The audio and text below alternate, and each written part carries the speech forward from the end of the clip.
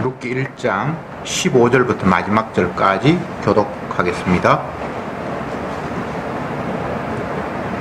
15절에 나오미가 또 가로되 보라 네 동서는 그 백성과 그 시내께로 돌아갔나니 너도 동서를 따라 돌아가라.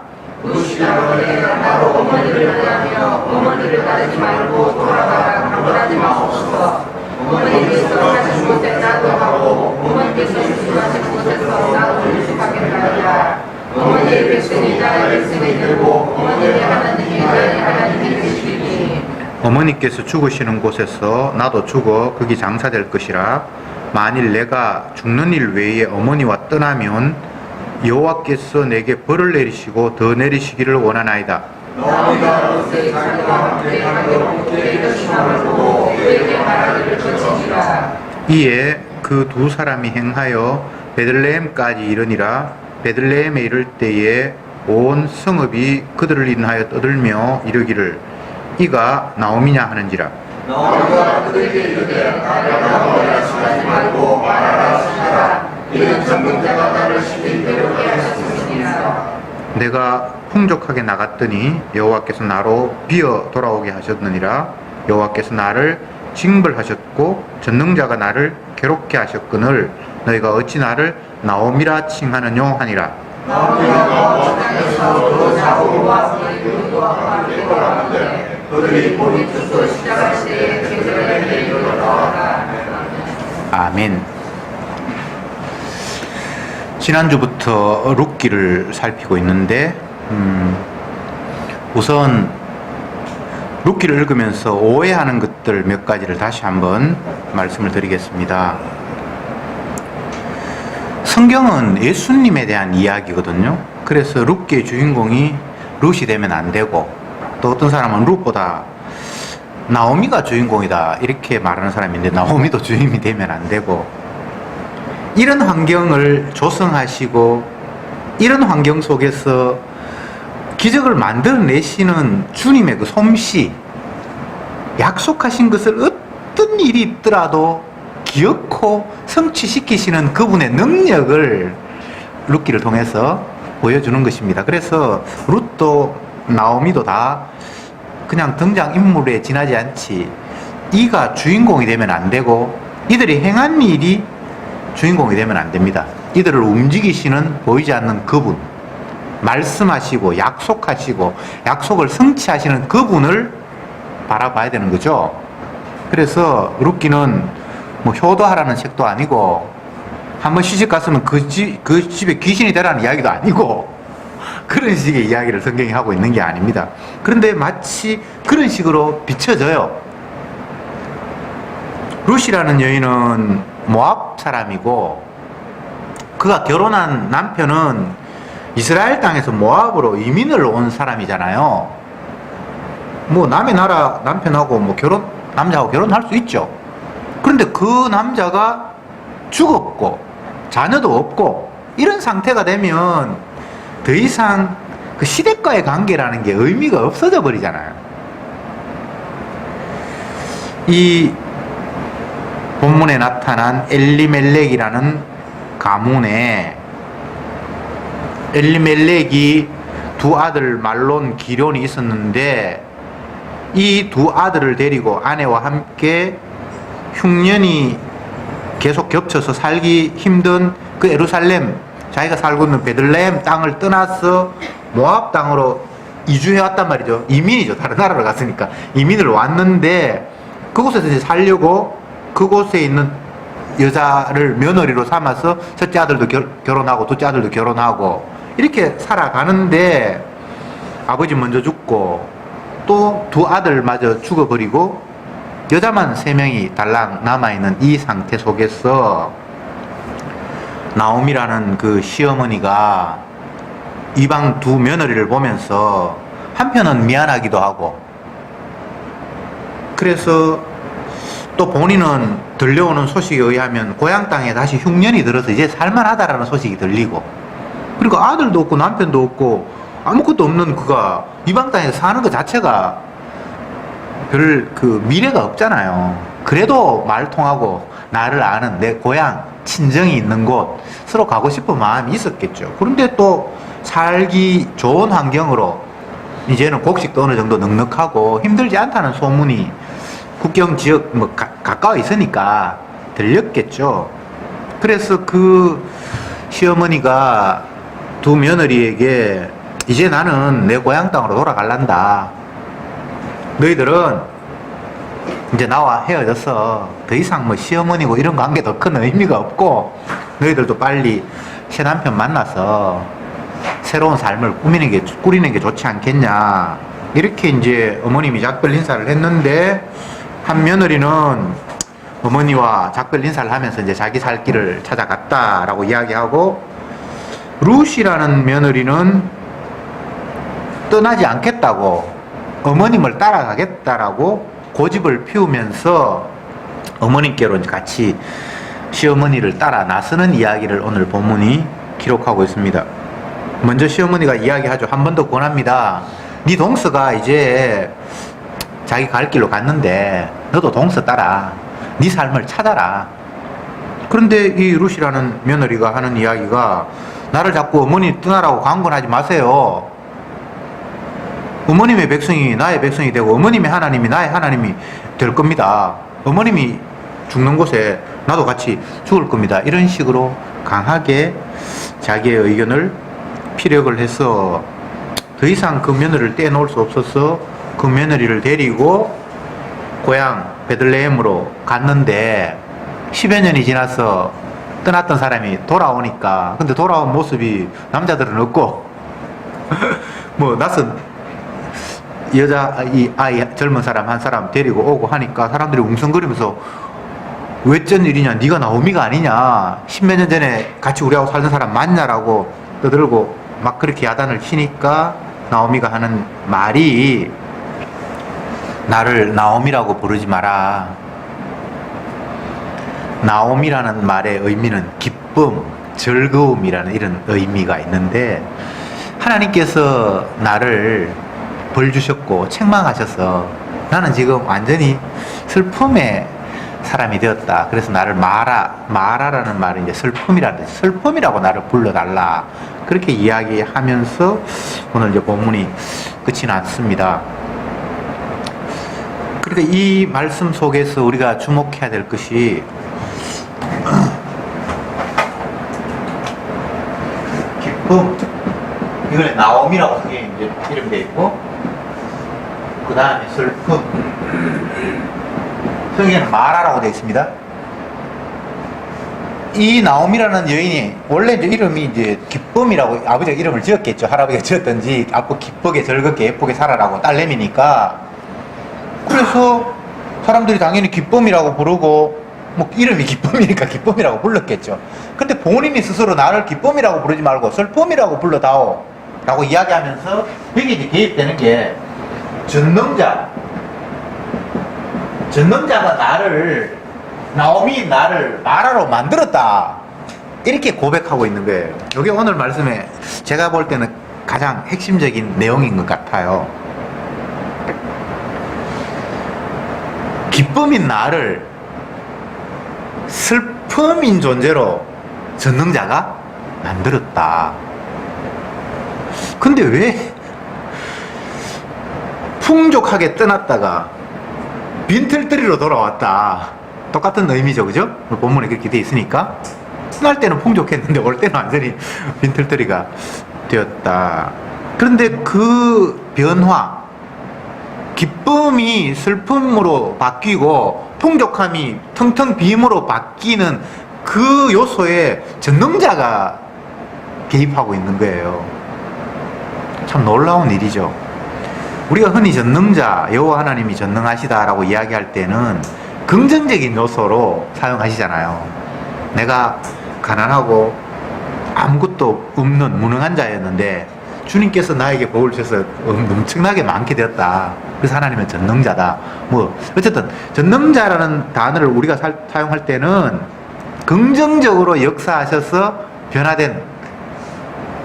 변화시킨 그분을 전능자다라고 흔히 표현을 하는데 이 나옴이라는 여인은 정반대의 개념으로 사용하고 있는 거예요. 나를 빈털터리로 만드신 분이 전능자였다. 풍족한 나를 거지꼴로 만드신 분이 전능자였다. 그러니까 나를 더 이상 풍족한 여인, 넉넉한 여인, 기쁨의 여인이라고 부르지 말고 나를 이렇게 만들었으니까 이렇게 만들어진 그분의 뜻을 따라서 나를 슬픔의 여인이라고 불러라. 이렇게 이야기를 하고 있습니다. 이 이야기가 성경 전체에서 특별하거나 독특한 이야기는 아니고 전능자가 자기 백성을 다루시는 패턴이 이게 정답이에요. 하나님은 다 이런 식으로 자기 백성을 이끌어 가세요. 사도 바울을 예로 들면 사도 바울은 잘난 사람이고 똑똑한 사람이고 자기 자신의 세상 그 스펙이랄까 이력을 본인이 스스로 고백하기를 나는 바리새인 중에 바리새인이고 베냐민 지파 왕족이 태어났죠. 베냐민 지파에 속했고 뭐 가말리엘 문하에서 최고의 스승 밑에서 내가 공부를 했고 또 주를 위해서 일한 것으로 따지면 뭐 누구한테도 나한테 뒤지지 않게끔 열심히 일한 사람이다. 그런데 주님이 나에게 찾아오셔서 하신 말씀이 사울아 사울아 네가 왜 나를 핍박하느냐. 자기는 혈통도 좋고 뭐 여하튼 여러 가지 좋은 조건 속에서 열심을 가지고 주님을 위해서 하나님을 위해서 충성을 했는데 진짜 예수님이 부활하신 예수님이 자기에게 나타나셔서 하시는 말씀이 사울아 네가 왜 나를 핍박하느냐 라고 찾아오셨다. 그래서 그 이후 사울은 바울로 이름이 주님에 의해서 바뀌면서 완전히 인생이 곤두박질 치는 인생이잖아요. 옛날에는 뭐 지위도 높았고 권한도 가졌고 심지어 사람들을 뭐 이렇게 저 사람 체포하세요 뭐 이렇게 권한을 가지고 있는 그런 대단한 사람이었는데 본인이 옥에 갇히고 사람들에게 매맞고 굶주리고 헐벗고 몸에 또 어떤 질병 그게 뭐 본인은 가시가 있어서 주님 앞에 3번이나 이걸 좀 빼달라고 이야기했는데 니는 그게 있어야 된다고 교만하지 않기 위해서는 그게 있어야 된다고 그렇게 말씀하셨고 어쨌든 본인은 옛날에는 굉장히 괜찮은 사람이었는데 주님을 만나고부터 인생이 곤두박질 치면서 스스로 표현하기를 하나님이 만물에 찍기만도 못한 자로 나를 다루신다. 그만큼 기쁨에서 슬픔으로 바뀌었잖아요. 그뿐만 아니라 주님이 다루시는 사람들은 다 그래요. 우리가 성경을 보면서 결론 부분만 생각을 해서 예를 들면 요셉 같은 사람이 아버지의 사랑을 받고 11형제보다 자기가 더 사랑을 받고 뭐 귀염둥이로 자랐는데 형들의 미움을 받아서 남의 나라의 종으로 팔려갔고 거기에서 뭐 옥에도 갇히고 뭐 수많은 어려움을 겪다가 나중에는 총리가 되었다. 그러니까 이걸 총리가 된 것으로 결론을 내리면서 좋은 것으로만 생각을 하잖아요. 근데 그 인생이 하나님이 꿈을 꾸게 함으로 말미암아 하나님이 하시는 일을 앞으로 그에게 보여주시겠다라고 하는 그 순간 완전히 내리막길이에요. 제가 종종 질문을 던지잖아요. 만약 여러분이 어린 17세 정도의 소년이었다면 행복한 우리 가정 떠나서 앞으로 총리가 될 거니까 남의 나라에 팔려가서 종살이 하면서 나중에 총리 되는 그 삶을 원할래라고 그렇게 물어보면 그거 그렇게 썩 좋은 거 아니에요. 그냥 엄마 아빠하고 형제들하고 같이 웃으면서 소소소 사는 게 좋지. 엄마 아빠 떠나서 남의 나라에 가서 그게도 온갖 수모를 다 겪으면서 나중에는 물론 총리가 됩니다만 그런 삶이 결코 그게 행복하거나 아름다운 삶은 아니거든요. 다시 말씀드리지만 천지 만물을 주관하시고 당신의 뜻대로 세상을 다스리시고 피조물을 자기 영광을 위해서 활용하시는 그 주님, 전능자는 인간들을 기쁨과 만족, 풍족이라고 생각하는 그 상태 속에서 반대로 슬픔, 텅 빔의 쪽으로 만드시는 분이 진짜 전능자다라는 이야기를 성경은 하고 있는 거예요. 여러분들도 앞으로 점점 더 이제 텅 빔 쪽으로 슬픔 쪽으로 계속해서 이끌어 가실 거예요. 근데 사실 궁극적으로는 그게 정말 기쁨이 되게 하시는 거예요. 육적인 관점에서 세상적인 안목으로 보면 그게 슬픔이고 비참함인데 영적인 안목으로 보면 그게 진정한 생명이 있는 거예요. 주님이 그렇게 인도해 가시는 겁니다. 이 본문을 보면서 먼저 드는 생각을 제가 한번 말씀을 드려볼게요. 한 동서는 시어머니 말씀 듣고 이제 작별 인사를 하고 자기 친정으로 돌아갔습니다. 그런데 루시라는 이 며느리는 나는 죽어도 시어머니하고 안 헤어지겠습니다. 우리나라 그 분위기로 이야기하면 나는 시집 귀신이 되겠습니다. 뭐 같은 뭐 이런 느낌을 받잖아요. 근데 이 당시에는 뭐 시집 귀신이 되고 이런 개념보다는 어머님의 백성이 나의 백성이 되고 어머님의 하나님이 나의 하나님이 될 겁니다 라는 이런 희한한 고백을 해요. 제가 지난주에도 말씀을 드렸는데 나오미에게 기쁨이라는 그 나오미를 슬픔으로 마라로 바꾸신 그 하나님을 나오미는 전능자고 나의 하나님이라고 지금 받아들이고 있잖아요. 근데 며느리가 거기에 지금 똑같이 동의하고 있는 거예요. 여기에는 약속하시는 하나님, 언약의 하나님이 숨어 있어요. 이유 없이 기쁨을 슬픔으로 바꾸지는 않잖아요. 이유가 있어요. 하나님의 약속을 떠났다. 하나님은 약속하시기를 자기 말씀에 순종할 때에 너희들은 젖과 꿀이 흐르는 이 가나안에서 뭐 이른 비와 늦은 비가 있을 것이고 곡식이 풍족할 것이고 너희들이 기르는 우양이 넉넉하게 먹을 것이고 그렇게 주님이 약속하셨고 반대로 너희들이 내 말에 순종하지 않을 때에는 심판하실 것이다. 이 땅에서 너희가 토해냄을 당할 것이다. 그렇게 이제 말씀을 하셨는데 이 나오미 가정이 하나님의 말씀을 순종하고 따르는 것이 아니라 자기 육신의 삶을 챙기기 위해서 말씀을 무시하고 떠나버렸잖아요. 그러니까 그 말씀대로 그들은 텅 빔, 슬픔이 돼야 약속의 하나님이 약속을 지킨 것이 되잖아요. 그걸 며느리가 보게 된 거예요. 물론 성령께서 역사하셨죠. 믿음이라는 것은 상황 판단을 잘해서 되는 건 아니고 하나님 그 마음을 주셔서 그런 생각을 갖는 거예요. 예를 들면 이스라엘 백성들이 가나안 땅에 처음 점령을 할 때에 정탐꾼을 먼저 보냈는데 그 가나안 땅에 살고 있는 원래 원주민인 기생 라합이 자기 나라를 침략하려고 하는 정탐꾼들을 숨겨주잖아요. 그러면서 하는 이야기가 너희들을 인도하신 그 하나님을 내가 외면할 수 없다. 그 희한한 이야기를 해요. 이거는 뭐 진영 논리가 아니고 혈통 것도 아니고 너희들을 다스리시는 그 전능자를 내가 외면할 수 없다는 거예요. 이게 이미 믿음이 온 거예요. 그래서 그 쭉 보면 나중에는 예수님의 족보에 기생 라합이 들어가고 이렇게 되는데 근데 루시라는 사람이 훌륭해서 그런 건 아니고 하나님이 이미 믿음을 주셨어요.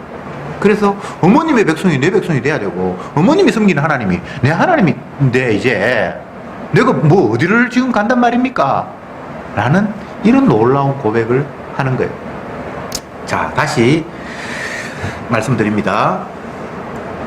나오미가 남편은 이제 남자들은 다 죽어버렸으니까 남자 이야기는 할 건 없고 여자 나오미가 우리 가문을 이렇게 망가뜨리신 분이 전능하신 하나님이다.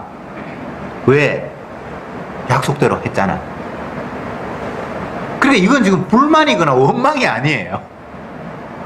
하나님을 제대로 만난 거예요. 떠나기 전에 만약 이런 신앙이 있었다면 안 떠났겠죠. 이렇게 떠날 수가 없죠. 이분이, 이런 분이 전능하신 하나님이 있고 우리가 믿는 분이라고 분명히 그 당시에 알았다라면 결코 떠나지 않았겠죠. 그러나 그 당시에는 그렇게 생각하지는 못했어요. 그냥 당장 살아야 되니까 곡식이 없고 자녀들 뭐 배고 오는데 이곳에 계속 살아남아 있기는 너무나 힘들다. 또 멀지도 않고 국경을 건너가면 거기에는 곡식도 풍족하다는 소리가 들리니까 뭐 넘어갈 수 있는 거잖아요. 충분히 인간이 가능한 선택이잖아요. 그런데 그것까지를 문제 삼는 건 아니고 그 이유가 이제 진짜 멋있는 드라마가 펼쳐지는 거예요. 하나님의 언약대로 망하게 하시고 아들 죽게 하시고 더 이상 그 가문이 희망이 없을 정도로 환경을 만드셨는데 그 하나님을 전능한 하나님이라 알고 이제 제대로 믿고 자기 자신을 볼 수 있었다는 거예요. 근데 이 믿음이 이방인 며느리까지 전해진 거예요. 그래서 어머님이 하나님이 나의 하나님입니다. 어머님의 백성이 나도 그 백성이 되기를 원합니다라는 이런 놀라운 고백이 터져 나온 거예요. 야, 어떻게 참 이게 가능한지 인간으로서는 답이 없습니다. 주님이 이렇게 만들어 가시는 거예요. 기생 라합을 이스라엘 백성을 편들게 하고 우리나라 접수하십시오 라고 얘기했듯이 얘기는 뭐 흰 거짓말하고 뭐 오만 설교 다 하는데 그런 이야기를 안 하는 게 아닙니다. 거짓말이 흰 거짓말이 어디 있고 까만 거짓말이 어디 있습니까? 거짓말 상관없어요. 하나님의 언약 앞에 거짓말이 됐습니까? 살인이 됐습니까? 어떤 일도 벌어져요. 주님의 언약을 이루는 데 있어서는. 왜? 그보다 더 앞선 게 있을 수 없기 때문에. 하나님의 약속보다 더 우선되는 게 있을 수가 없기 때문에. 그 약속 앞에는 모든 게 다 무릎 꿇어. 그 앞에 부복할 수밖에 없고 그것이 가장 우선이기 때문입니다. 약속에 의해서 내가 망해야 되면 망하는 게 하나님의 은혜예요. 그렇잖아요. 지금 그 고백을 나오미가 했는데 놀랍게도 이방인 며느리 룻이 같이 그 고백을 하고 있다는 사실입니다. 우리가 흔히 은혜를 받았다라는 말을 하는데 대부분의 경우에는 어렵고 힘든 환경 속에서 고생을 했는데 주님께서 개입하셔서 좀 숨쉴 만한 환경으로 더 나은 환경으로 바뀌었다라는 것을 은혜라고 흔히들 말하잖아요. 물론 주님께서 그렇게 바꾸시면 그걸 은혜라고 말할 수 있어요.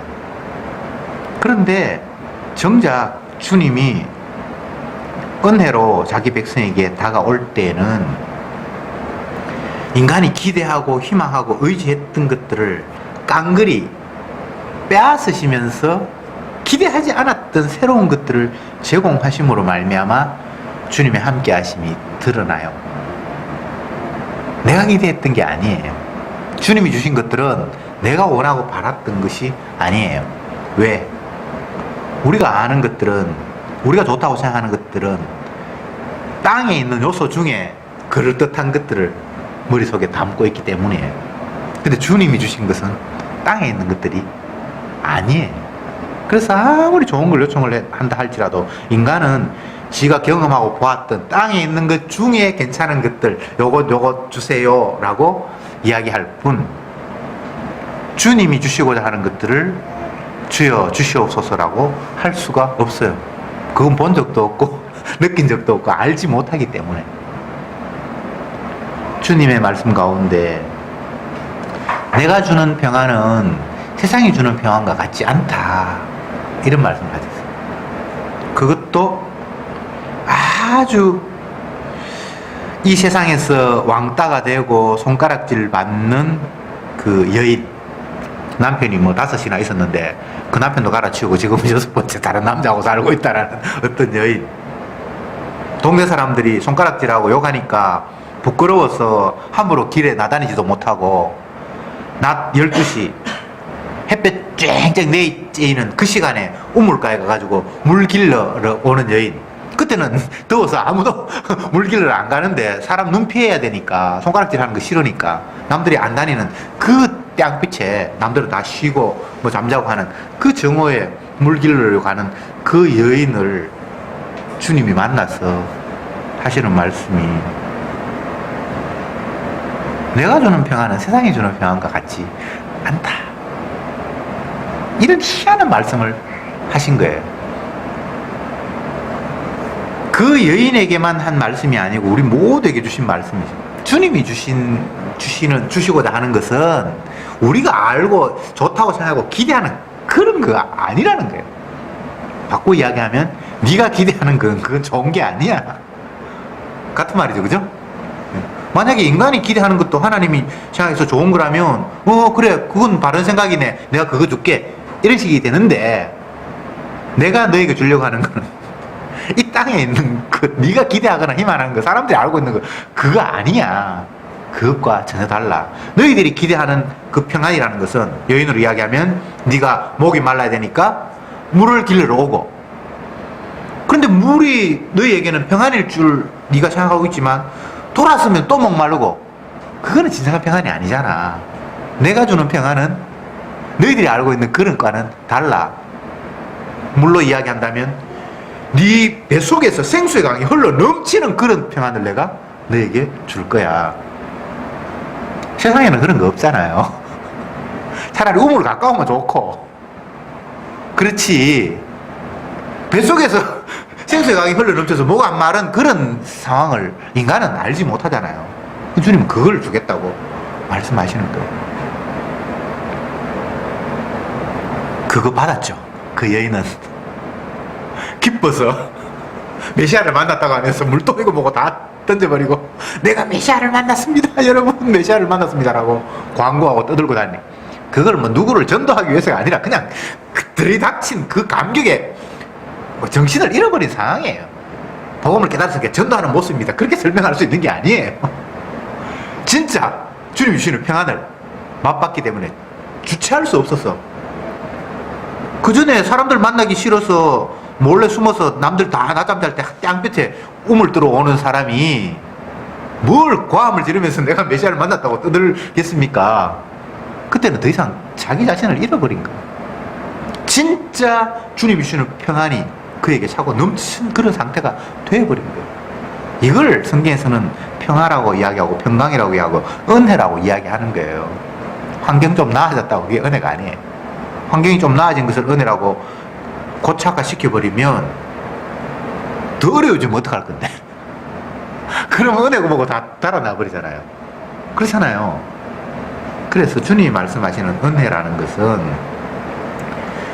이 땅에서 변화할 수 있고 바뀔 수 있는 그런 요소들을 가지고 말하는 게 아니라 영원히 변치 않는 것, 그게 진정한 은혜가 되겠지요. 다시 핵심으로 돌아가서 전능하신 하나님은 말씀을 실천하시되 약속을 이루시되 어떤 불가능한 상황 속에서도 능히 자기의 약속을 펼쳐가신다 라는 차원에서 능력자예요. 그래서 전능자예요. 성경에 성구사전을 전능자라고 이렇게 쳐보면 약 신약에서는 안 나타나고 구약에 한 50여 회 나타나는데 희한하게도 욥기에 약 30회 정도가 나타나요. 근데 그 욥이라는 인물을 보면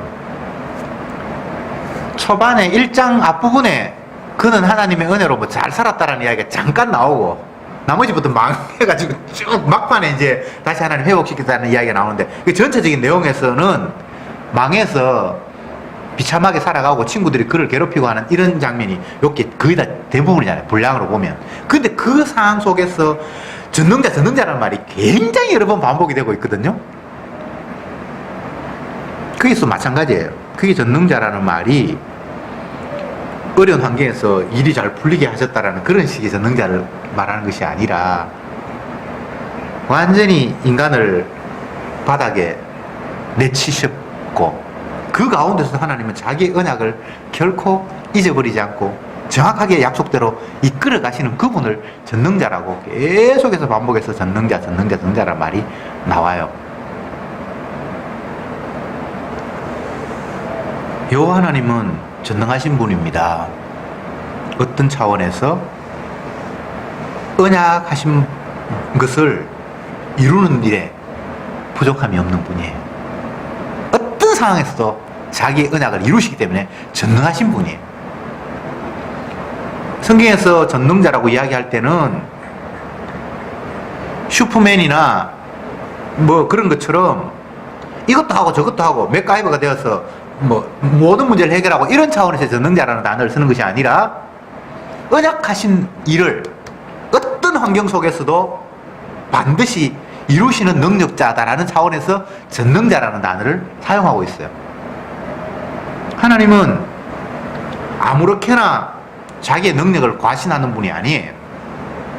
이것도 행하고 저것도 행하고 뚝딱 금나와라 뚝딱 은나와라 뚝딱 이런 식의 전능자라고 성경이 이야기하지 않고 약속하신 그 일을 어떤 방해와 불가능의 요소 속에서도 반드시 이루어내는 일에 능력자다라는 차원에서 전능자라는 말을 사용한단 말이죠.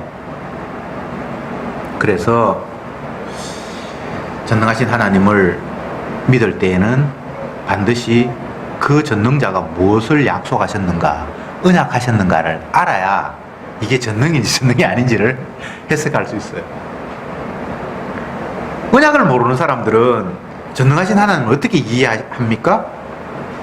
자기가 사업이 완전히 망해서 빚이 평생 벌어도 못 갚을 만큼 빚쟁이가 됐는데 하나님 앞에 기도하면서 하나님은 전능하신 분 아닙니까?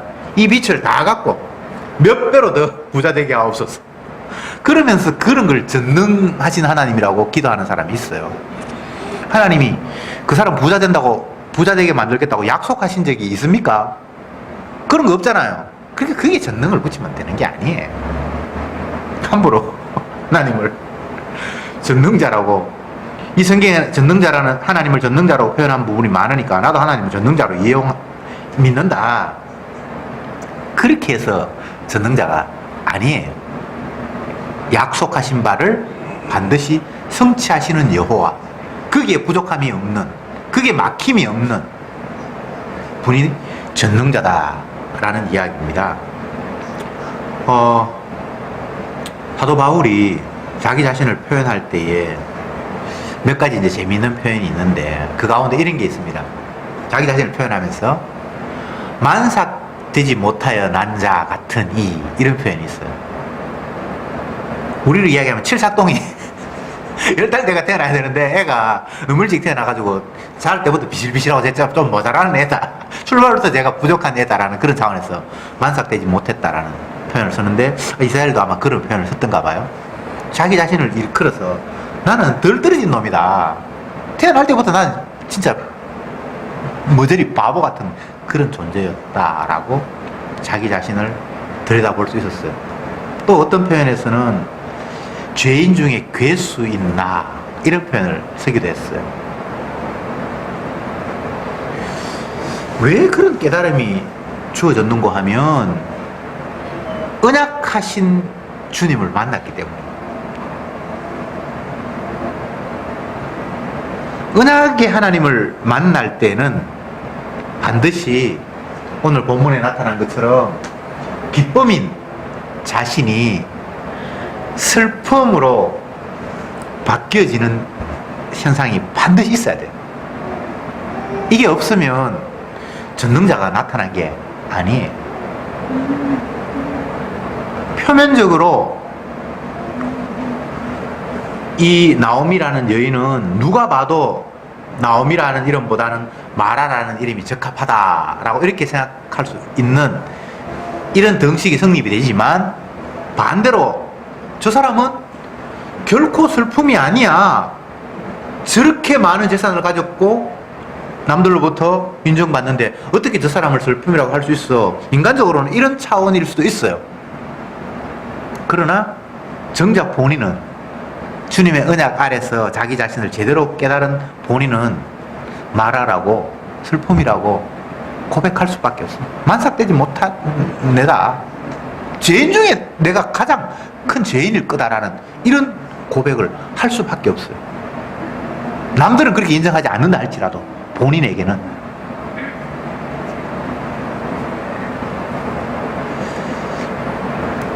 우리는 성경을 보면서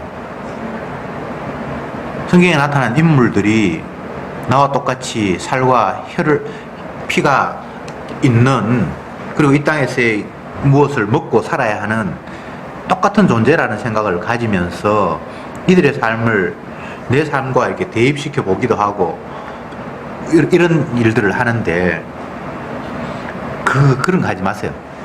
네. 그렇게 해서 뭐가 되는 건 없어요. 룻도 나오미도 하나님이 사용하시는 도구에 지나지 않습니다. 당신이 약속하신 바를 이루기 위해서 이들을 이렇게 저렇게 움직여 가신다는 이야기를 성경이 하고 있는 거예요. 그래서 여러분들의 삶을 여러분이 스스로 뭐 꿈을 꾼다든지 설계한다든지 그런 거 하지 마세요. 아무 의미 없습니다. 하나님이 룻같이 인도하시고 나오미같이 인도하실 수도 있지만, 또 오르바처럼 그렇게 떠나게 인도하실 수도 있고, 주님은 자기 뜻대로 모든 것들을 이끌어 가시기 때문에 이 사람은 좋겠다, 나도 이렇게 살았으면 좋겠다, 그런 헛된 꿈 꾸지 마세요. 단 전능자는 당신의 약속을 허투루 흘려버리는 분이 아니라 반드시 성취하신다라는 그 생각은 성도가 잊어버리면 안 돼요. 마지막으로 이 말씀을 드리겠습니다. 하나님은 궁극적으로 약속하신 바가 자기 아들을 이 땅에 보내셔서 자기 택한 백성을 대신해서 저주를 받고 그 택한 백성들을 저주해서 해방시켜 주시는 그런 분으로, 그걸 성경에서는 주인이라고 표현해요. 자기 아들을 세상에 주가 되게 하시는 것이 아버지와 아들의 약속이었어요. 그게 언약의 전부예요. 그 전에 수많은 약속들이 있는데, 성경에 보면 있는데, 다 이 아들을 주가 되게 하시는 일의 부수적인 약속들이에요. 그래서 모든 성경은 십자가로 귀결하도록 흘러가서 그쪽으로 모이도록 되어 있어요. 그러니까 신약시대인 우리는 십자가를 이야기할 수밖에 없는 거예요. 그리고 십자가를 통해서 다시 한번 다른 약속들을 생각해 볼 수밖에 없는 거예요. 주님은 아들을 이 땅에 보내셔서 세상에 주가 되게 하셨어요. 그러니까 그분의 백성이 된 사람은 우리 주변에 펼쳐지는 모든 사건과 사태와 상황들이 하나님의 아들이신 예수님이 주라는 사실을 인정하고 감사하고 찬양하는 쪽으로 나아가야 그게 정답이에요. 이런 일이 벌어져도 거기에서 십자가에 진 주님의 은혜가 보여져야 되고, 이런 사태가 와도 예수님이 저렇게 해서 십자가에 피를 흘릴 수밖에 없었구나, 이건 바꿔 이야기하면 내가 완악한 죄인이구나라는 것을 확인하는 거예요. 말이 쉬워서 나는 나옴이라고 부르지 마세요. 전능하신 하나님이 나를 슬픔으로 만들었기 때문에 마라라고 불러주세요. 이거 뭐 말은 참 쉬운데 이게 쉽게 나오는 이야기가 아니에요. 주님의 약속을 믿기 때문에 자기가 죄인이라는 사실을 고백하는 거잖아요. 나를 이렇게 죄인 만들어주신 그분이 바로 전능자입니다라는 이런 고백인데, 이게 바로 주님의 은혜가 임했고 성령이 임했기 때문에 이런 고백을 하는 거예요. 저와 여러분들도 은혜 아래서 날마다 이런 고백이 터져 나오기를 바랍니다. 기도합시다. 주님, 감사합니다. 룻기를 통해서 전능자 하나님께서 어떻게 일하시는가를 살펴보았습니다. 기쁨을 슬픔으로 바꾸시는 주님, 내 만족을 위해서 언약을 떠났는데 언약을 떠났다는 이유로 나를 슬픔으로 만드신 그 주님, 그분이 바로 전능자 여호와였습니다. 옛날 이 시대에 역사하셨던 그 주님이 오늘날도 여전히 전능자로 우리의 주가 되심을 믿습니다. 나의 뜻, 내 만족, 내 기쁨이 아니라 주님의 영광, 주님의 기쁨이 저들에게 전해지게 해 주시옵소서. 내 기대와 소망이 아니라 주님의 뜻이 펼쳐지는 일에 찬송하는 저들이 되게 해 주시옵소서. 예수님의 이름으로 기도드립니다. 아멘.